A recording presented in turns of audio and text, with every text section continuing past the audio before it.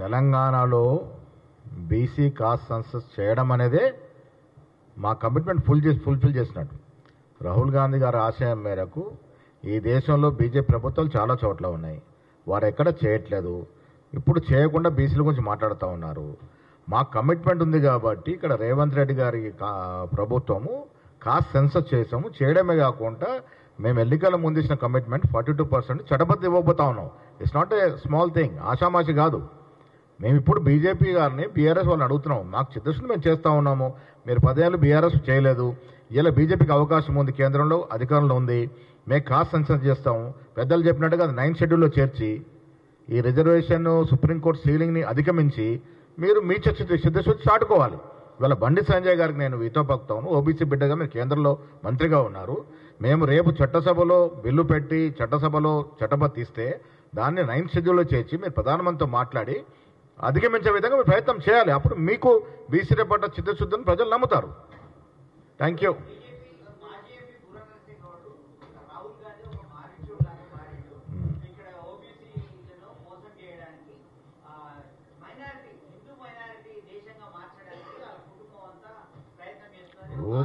పనికి మాలిన ఆరోపణలు.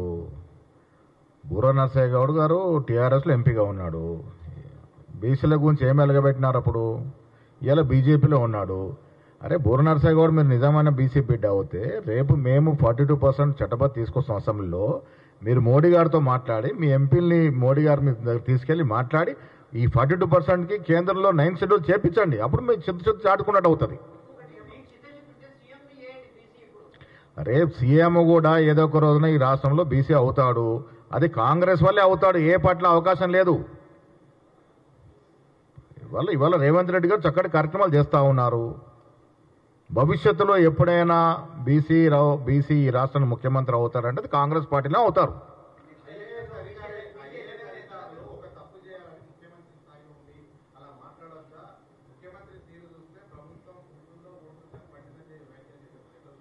బండి సంజయ్ గారు కేంద్ర మంత్రివర్గంలో ఉండి ఇది సెక్యులర్ స్టేట్లో ఆయన క్యాబినెట్, సెక్యులర్ స్టేట్ భారతదేశం, సెక్యులర్ స్టేట్లో ఆయన ఒక మంత్రిగా ఉండి ముస్లిం గురించి ఇష్టం వచ్చినట్టు మాట్లాడుతూ ఉన్నారు. అలా మాట్లాడొచ్చునా? ముఖ్యమంత్రి ఐఏఎస్ గురించి ఎక్కడ తప్పుగా మాట్లాడలేదు. దీన్ని మసిపూసి మారడిగా చేసే ప్రయత్నం చేస్తూ ఉన్నారు.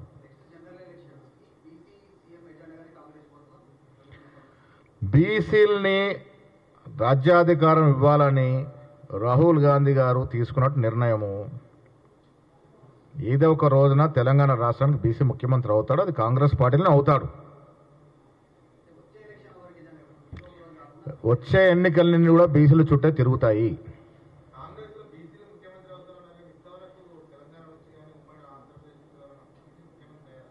గతంలో కాలేదు కాబట్టి వాళ్ళ రాహుల్ గాంధీ ఆ స్లోగన్ తీసుకున్నారు కాబట్టి భవిష్యత్తులో అవకాశం వచ్చినప్పుడు బీసీ ముఖ్యమంత్రి రాష్ట్రంలో అవుతాడు. ఇవాళ ఈ 5 ఏళ్ళు రేవంత్ రెడ్డి గారు ముఖ్యమంత్రిగా కొనసాగుతారు. వచ్చే రోజుల్లో ఈ అవకాశం కాంగ్రెస్ పార్టీలో ఉంటుంది.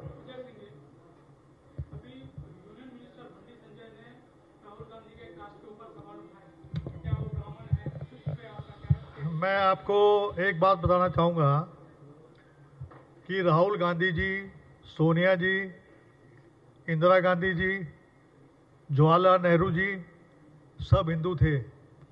और दूसरी बात मैं आपको बताना चाहूँगा कि महात्मा गांधी जी ने अपना सरनेम एज ए हिंदू वो जो है दिया था, और वो एक तरीके से महात्मा गांधी जी के दम तक उस फैमिली से बिलोंग करते हैं।